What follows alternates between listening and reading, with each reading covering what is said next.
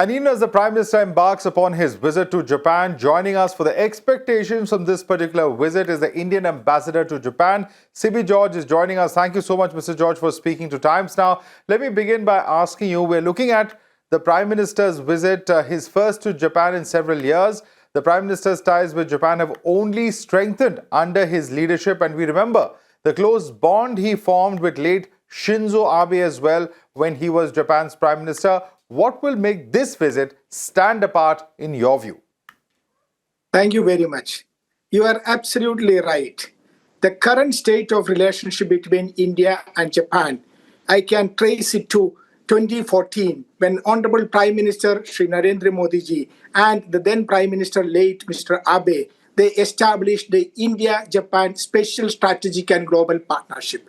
It has been more than 10 years since that was established. And since then, we have seen a steady progress in our relationship in the entire spectrum of bilateral relationship that is possible between two countries. So this visit, the first annual summit which he has with the current Prime Minister, Mr. Ishiba, would be an occasion to undertake a complete review of the progress in the last 10 years of relationship and also set a new agenda, a new roadmap for taking our relationship to a new high level of partnership. Right. You've been quoted as saying there will be a lot of MOUs which will be signed, very important MOUs that are going to be signed and very important outcome documents that are to be released. What are the kind of MOUs and outcome documents that we are talking about here? And there is an expectation that Japan intends to increase its engagement with India, particularly as far as business ties and investment is concerned. What can you tell us about that, sir? See, in our engagement between India and Japan, the entire spectrum of bilateral relationship is covered. Business is an important element of that relationship. You have seen that Japan has always been an important economic partner for us. In our movement towards the Amidst period, when we plan to become a developed country by 2047, Japan is a very reliable partner for us. So we would be seeing a lot of progress, lot of discussions in this forthcoming summit, and also a lot of very important outcomes covering the entire spectrum of relationship, starting with the political relationship, economic relationship, science and technology, people-to-people exchanges. You will see a lot of important documents being agreed to and also MOUs being released. Right. And as far as outcome goes, any news awaited in terms of more cooperation in railways? For instance, there's been strong collaboration vis-a-vis the bullet train projects. There are reports of an agreement to be signed on the introduction of Japanese E10 coaches for the bullet train in India. What can we expect? See, Japan has been a partner of India in our infrastructural projects. We know that it has been involved in the railway projects, in the freight corridors, many projects. And one of them is the MAHSR project, that is the Mumbai-Ahmedabad high-speed rail project. We have made progress in that. There would still be discussions on that. So I'm confident that we would be able to come up with the outcome which would be beneficial for our two countries. Right. Mr. George, these are very interesting times, to say the least, when trade and tariffs and much talk around them. In your view, have Japan and India been able to grow their strategic and business partnership to the level that both countries expect? And I'm asking you this as our bilateral trade with Japan year on year is just a fraction of the bilateral trade between Japan and its strategic rival China. Have we identified where we can potentially improve? See, when we look at India-Japan economic relationship, trade is one factor of that. But there are other elements like Japanese companies operating in India, being part of our Make in India program. If you look at it, there are 1,500 Japanese companies currently in India and at least 5,000 Japanese establishments in India. These are all success stories. Let me give you an example. Prime Minister has recently, last week, inaugurated the first EV project by Suzuki Motors. In fact, Suzuki came to India some 40 years ago and transformed India's automobile sector. So Japan has been a partner in our manufacturing sector, in the automobile sector. And now you see that in many other areas also that cooperation is expanding, whether it is semiconductors, AI, quantum computing, critical technology, a lot of areas we see that there is continuous progress between India and Japan. And let me assure you, you will see very good outcome in each of these areas in the summit. Right. Also, amidst President Trump's tariff war against India, surely there's an emphasis on diversification of our own export markets. How important then does Japan become from that perspective? And what are we looking at in terms of increasing engagement as far as Japan is concerned? I'm very happy that you asked that question.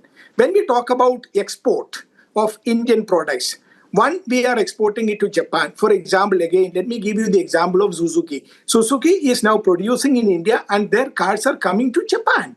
So that export is taking already. And it is not only just to Japan, but India is becoming a manufacturing hub for Japanese companies to export to outside India, Africa, Middle East, and this is happening. It is not just in the automobile sector, in other sectors also. For example, the air conditioning sector, Daikin company, they are exporting, making in India, for India, and also exporting to Africa. So this process is on, but we need to scale it up.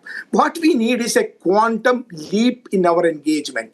There are success stories, 1,500 success stories. My target, our target is to make it 15,000 success stories. And we can do it. We have examples. These are all very successful companies, Japanese companies operating in India. We need to get more and more Japanese companies, small and medium scale companies, high-tech companies. And this is what exactly we plan to do. And I'm very happy to say that we look forward to the summit where we will have each of these elements which I mentioned. Right. Mr. George, there's also a larger question of the Quad in which both India and Japan are a part of. Now, there are many who believe that the Quad entire efforts could have perhaps been weakened by the actions of President Trump. Does its future in that sense hang in the balance if unilaterally, America decides to alter its own priorities? How do you see that cooperation area and it developing in coming months? See, when we look at India-Japan relationship, as I mentioned, it is a special, strategic and global partnership. It is not just bilateral. Bilateral is very important, but we also have plurilateral relationship. We also have multilateral relationship. When we talk about plurilateral relationship, one of the most important factor is the Quad. Four like-minded countries have come together with a concrete agenda for concrete proposals for progress and stability in Indo-Pacific and beyond. It is again a success story. We have seen it from the very humble beginnings in 2004 during the tsunami problem which we faced. Now, where has it reached? It has reached a regular summits, regular foreign ministers meeting, and four countries have been very important decisions have been taken, and we are seeing concrete outcome. So I am confident that India and Japan are important players in the Quad, and during the meeting of Honorable Prime Minister with the Japanese Prime Minister, being these two important countries meeting together, definitely they would be discussing about geopolitical issues, geoeconomic issues, and of course, plurilateral forums like Quad will come up for discussions, and I see a great future for Quad. Right. As we also know, sir, following Japan, the Prime Minister is going to be visiting China. He will be participating as far as the SCO summit is concerned, where he is expected to engage with Xi Jinping, with Vladimir Putin. What happens to the strategic interests that both India and Japan share in terms of their apprehensions of an expansionist China in such a scenario where India and China are also working to resolve their differences and revive trade ties? India, as the largest democracy in the world, a stabilizing factor in entire Indo-Pacific, has always been contributing for peace and stability in the region. We are 1/6 of the total population of the world, but we are not 1/6 of the problems of the world. It is always outside. We bring solutions to the table, whether it is bilateral or multilateral or plurilateral, you take it any forum. India brings solutions to the table.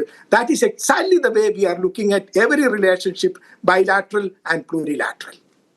All right, Mr. George, thank you so much for taking the time out and speaking to us here at Times Now. Thank you very much.